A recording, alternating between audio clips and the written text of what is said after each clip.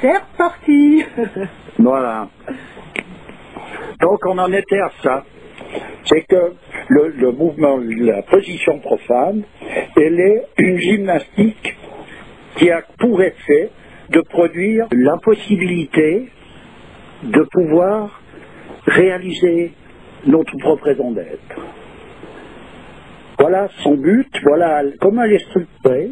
Elle y arrive, elle n'y arrive pas, c'est si Dieu le veut, mais ça n'empêche toujours pas que c'est une gymnastique qui va dans ce sens, et donc qui est totalement retournée par rapport à une gymnastique qui consiste à mettre tout l'ensemble de nos facultés, y compris nos forces physiques, dans une forme exacte, de manière à pouvoir accomplir le chemin qu'on a à accomplir dans les meilleures dispositions. Voilà. Et pour en revenir encore juste à la finale de tout ça, la meilleure mort pour certains personnages, donc c'est la mort brutale, c'est où on n'a rien vu venir, on n'a rien, il s'est rien produit. Eh bien, cette mort brutale, c'est quelque chose de terrible en réalité. Ça, on en avait déjà parlé une fois, on avait abordé ça. Mais comme là, ça se présente, tu vois pas, je peux pas ne pas le dire. Oui, bien sûr. Voilà, c'est comme ça, disons, c'est une des morts les plus terribles. Après, je dis pas que le personnage est condamné ou qu'il y a quelque chose. Je parle pas d'une suite. Je dis la mort en tant que telle, c'est une mort où tu n'es pas présent. Donc tu meurs, mais tu n'es pas le témoin de ta propre mort. En fait, c'est un passage obligé, mais Ouais. Que l'on doit vivre vraiment intensément. Ah ben le mieux, c'est d'accepter la mort naturelle déjà, dans la mesure du possible, tout simplement parce que tout se structure, tout se met en place pour que les choses soient exactement dans l'harmonie qu'il faut. Donc j'ose pas te demander ton avis sur l'euthanasie. Je connais la réponse déjà. Je parle pas de ce que j'en pense, mais de ce qu'il en est. Oui, oui, bien Voilà. sûr. Donc il n'y a pas besoin d'y revenir. C'est clair, net et précis tout ça. Il y a des personnes qui vont te dire, il y a des gens qui sont dans des extrêmes souffrances. Mais je suis parfaitement d'accord. C'est pour ça que je ne vais pas crier. Moi je suis pas un dictateur qui va dire vous devez faire comme ça, puis pas autrement. Non, on fait comme on peut. C'est tout. Exactement. Voilà. Mais disons qu'à savoir où est la meilleure position, eh ben elle est quand il n'y avait pas toutes ces inventions, toutes ces conneries, parce que les progrès prétendument de la science nous ont amenés à pouvoir reculer quoi? À pouvoir gagner quoi à ce niveau-là? Qu'est-ce qu'on a gagné? Mettons que tu prétends gagner 2 années de vie, ou bien que t'étais gamin, tu aurais dû mourir quand tu avais 6 mois, mais grâce à la médecine, oh, t'as maintenu en vie. Allons. Et puis alors, par rapport à un point de vue sacré, je vais te dire, Omar Khayyam, il disait, heureux l'enfant mort à la naissance, encore plus heureux celui qui n'est jamais né. Ouais. Alors il faut aller comprendre celle-là, puis on verra ce que vaut toute cette belle manigance. À présent, on y est dans cette manigance. Il est normal qu'une mère, si on lui offre une possibilité pour maintenir en vie son enfant, elle va tout faire pour ça. Elle ne va pas réaliser qu'en réalité, il va galérer, il va perdre son temps, ou il va y avoir quelque chose. Tu lui crées une lutte supplémentaire, un handicap supplémentaire en le maintenant en existence. Attends, moi je te parlais pas de maintenir artificiellement une vie, je te parlais de l'euthanasie, justement, de précipiter la mort. C'est exactement la même chose. Tu vois bien que c'est exactement la même chose, c'est fait par le même genre de technicien, ça fait route ensemble tout ce baratin. C'est-à-dire que c'est artificiellement décidé de soit prolonger ou soit arrêter la vie. Oui, mais en réalité, ça n'a pas le cas, de toute façon, qu'on le veuille ou non. Hein. De toute manière, la destinée. Le couperet de la destinée, on va dire. Voilà, c'est ça. En réalité, ça n'est pas le cas, mais je veux dire, voilà le genre de guignolerie que représentent en quelque sorte les grandes découvertes de la science moderne. Ouais. Parce que c'est pas que c'est faux, c'est pas faux, mais c'est plus faux à un endroit. Tu comprends? Voilà. C'est-à-dire que c'est fait de manière à tout faire pour aller à l'encontre de l'ordonnance divine, pour aller absolument à l'encontre de tous les moindres détails pour ne pas pouvoir s'approcher du principe. Moi, je peux te dire que je me suis déjà retrouvée face à un animal, tu vois, aussi petit soit-il, hein, ça peut être une fourmi, qui est à l'agonie, et je peux te dire que j'étais dans un état de, comment on appelle ça, dans un cas de conscience, tu vois. Que faire? Est-ce que je vais arrêter sa souffrance en l'écrasant vite, rapidement, ou est-ce que je laisse continuer à agoniser comme ça, tu vois? Alors, je vais te dire quelque chose. Moi, au niveau de la sensibilité de ces choses-là, la photo de la fourmi me suffit, moi. Elle me suffirait pour faire des cauchemars si je ne neutralise pas l'histoire. Tu comprends? Par contre, ce que tu veux essayer d'abréger comme souffrance en réalité, c'est la tienne de souffrance. Tu écrases la fourmi pour abréger ta souffrance. Tu comprends le truc? Donc, fous-y la paix et occupe-toi de ta souffrance. C'est ça, s'occuper de ses oignons dans la réalité. Tu vois ce que je veux dire? Voilà. Tu veux dire qu'elle doit passer par là, cette petite fourmi? Écoute, ça c'est l'affaire directement avec Dieu. On n'est pas là pour courir après quelque chose ou quelqu'un qui est mal foutu pour le sauver parce que c'est pas normal, il y a une injustice qui se produit là. Si tu as devant toi quelqu'un ou animal et que tu peux faire quelque chose pour le sauver, tu feras tout ce que tu peux. Mais tu ne vas pas sombrer dans l'absurde et de vouloir empêcher quelqu'un de mourir de la mort qui est la sienne. Ouais. Tu vois? De la mort qui lui revient. Alors je vais te dire, même tu vois dans les monastères bouddhistes, il y a des personnages qui sont des puristes sur un certain plan, où ils ne tuent rien, pas même une vermine, ce qui veut dire qu'ils ont un ver qui est en train de leur ronger une partie de la main, ils vont pas commencer à le massacrer, ils le laissent en vie pour qu'il soit en rapport avec Dieu directement, mais eux ils ne veulent pas se mêler de tout ça. Il y en a, ça va même jusqu'à l'absurde quand même, ils vont très loin. Il y en a qui mettent une espèce de cache devant leur bouche, de peur d'avaler un moustique, une mouche, tu vois. Je sais d'ailleurs, on va tout de suite dans des extrémités actuellement. On peut appeler ça du fanatisme quand même. Oui, mais je veux dire, au point de départ, il y a une réalité qui est là et il y a une ordonnance qui est donnée. Tu n'as pas à mettre la mort à qui que ce soit, c'est-à-dire à qui que ce soit, y compris en quelque sorte les animaux et y compris les végétaux à un moment donné. Ouais. Mais j'entends, c'est pas que ça soit, tout le monde ne peut pas d'ailleurs être dans cette position, mais quelqu'un qui rentre dans un monastère bouddhiste de tel ordre, c'est qu'il aide, lui, c'est ça qu'il fait.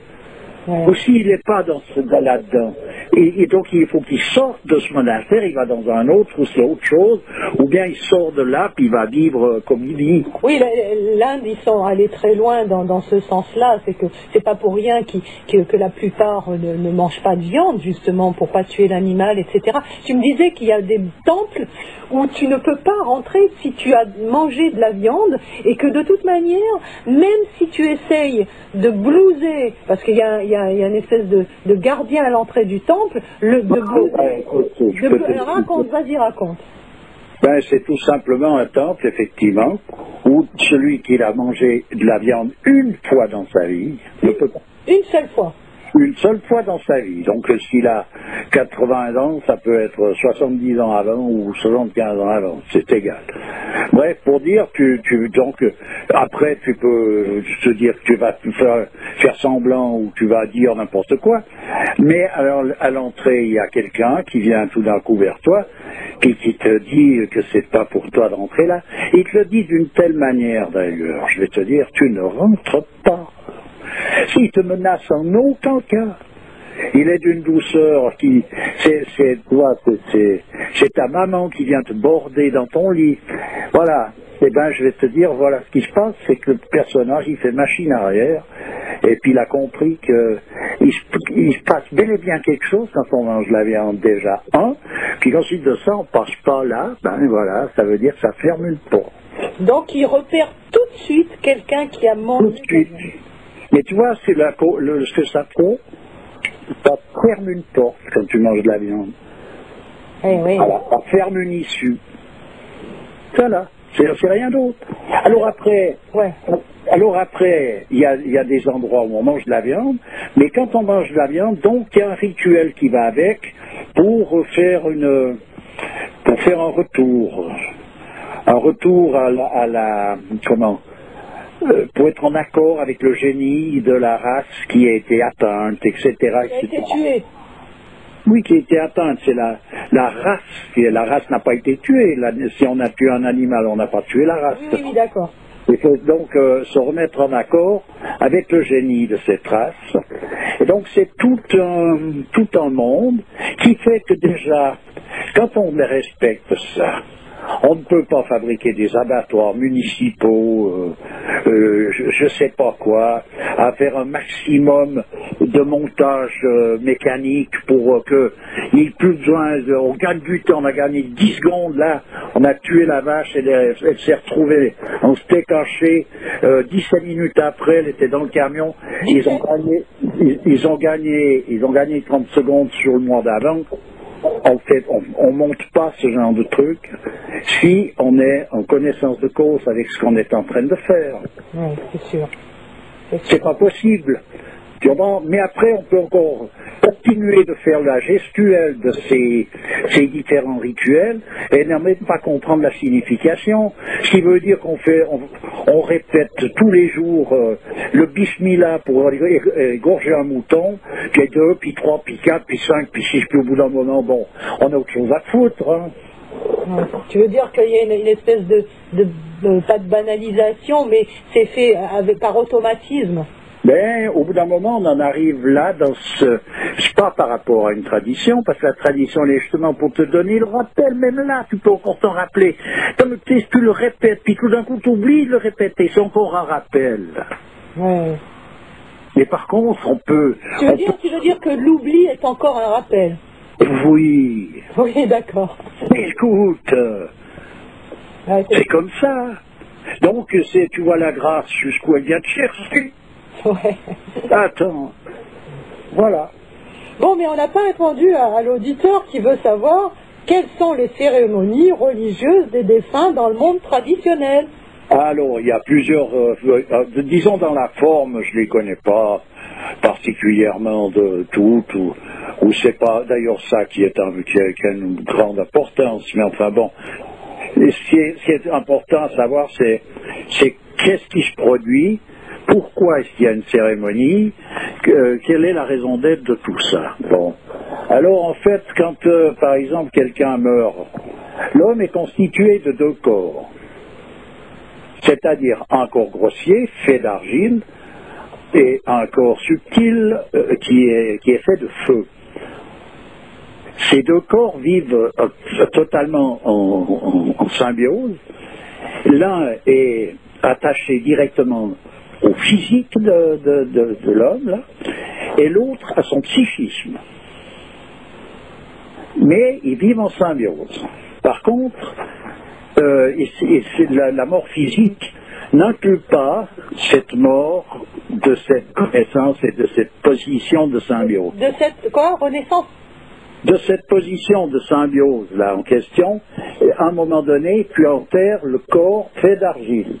Oui, d'accord. Et ce qu'il ne faut pas oublier, c'est qu'il faut aussi enterrer le corps fait de feu. Oui. Autrement, tu te retrouves avec un cadavre dans ta baraque. Oui. Tu le fais pas dans ta maison. Tu veux dire un cadavre fantôme? Voilà, c'est avec avec toutes sortes de errances psychiques qui sont provenues de ce corps subtil fait de feu, qui habitait là, disons, sont restés là des années. À un moment donné, la grand-mère, elle meurt, on va l'enterrer, et on enterre que la partie charnelle, parce que c'est clair qu'on ne veut pas la garder, ça peut pas faire, et puis on laisse l'autre là, on s'en occupe plus. Ce qui veut dire qu'on vit avec un cadavre dans la baraque qui pue, comme l'autre, on se mettrait à sentir si on l'avait laissé travailler au milieu de la piole. Oui, d'accord. D'accord? Donc tu vois un petit peu ce que ça représente. Donc ça veut dire qu'il y a des rituels qui vont avec tout ça. Mais ce corps subtil, là, il dégénère aussi au moment de la mort? Bien sûr, il est au même niveau que le corps grossier. Il ne transcende pas? Comment? Ils se transcendent pas? Non. Non, c'est simplement un aspect. Il y a l'aspect physique et l'aspect psychique. On est bien d'accord chez l'homme. D'accord, en fait, c'est l'âme qui transcende et basta, quoi. Ah, si on va aller dans la transcendance, on en a déjà parlé, et mieux vaut d'ailleurs se référer à tous les écrits que j'ai pu donner, parce que ça devient compliqué de commencer à donner des explications sur la transcendance. Là, on décolle, c'est trop compliqué, c'est une démarche personnelle à faire. Ça. Mais là, le processus d'opération, voilà comment il est, sur un plan pratique. Je ne parle pas d'un truc qui veut dire je sais pas quoi. En l'occurrence, voilà ce qui se passe. Donc, tu te retrouves que tu as quelqu'un qui est mort dans ta baraque, tu y enlèves un des corps, mais l'autre, t'en as rien à battre, tu le laisses là, il pourrit, il peut faire ce qu'il veut, de toute façon, tu le sens pas avec ton nez. Par contre, tu le sens avec un autre nez interne qui fait que tu te retrouves dans différentes situations qui sont dues à ça. Ouais, je comprends. Tu comprends l'histoire?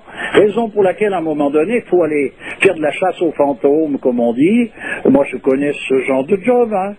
Donc, on va chercher à virer ces influences psychiques errantes qui traînent dans une maison.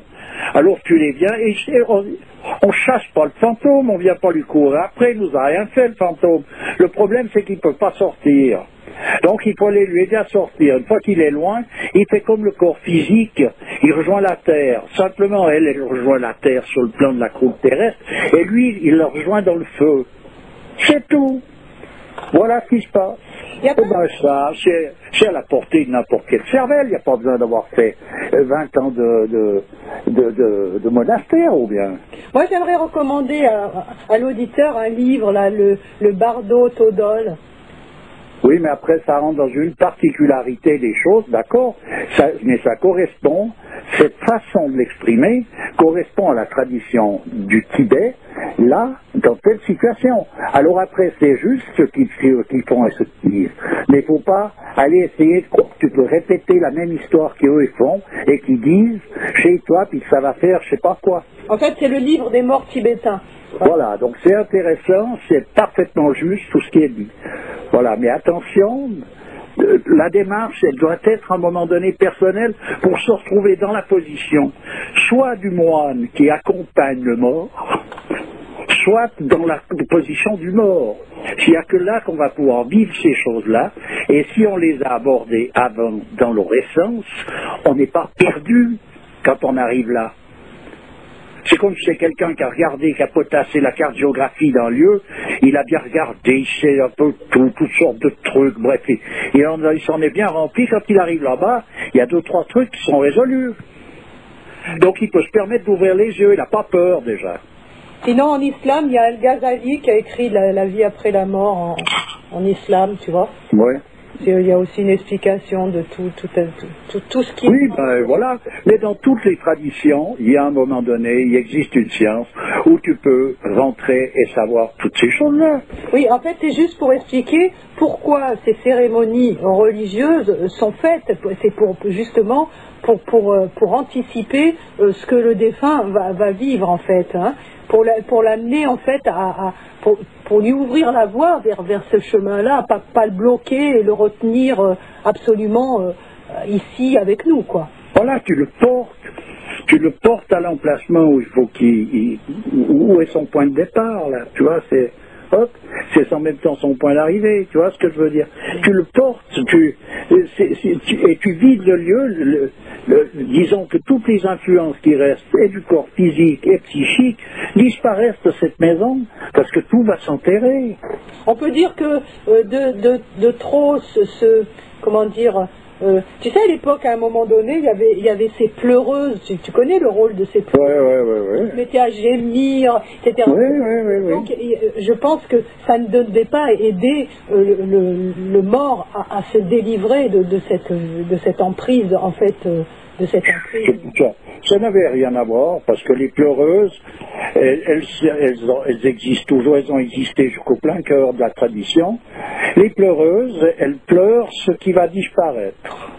Oui. Mais c'est tout. Mais pourquoi c'est interdit dans l'islam, en fait? Tu dois ouvrir la porte du paradis à ton parent. C'est-à-dire, je dirais que tu dois l'accompagner dans sa mort. Tu vas pas l'accompagner en pleurant ou bien... Oui, d'accord. Ok, mais écoute, on va s'arrêter là parce qu'il n'y a plus de temps. Je te remercie beaucoup. Non, toujours avec plaisir. Et à bientôt. À bientôt. Au revoir.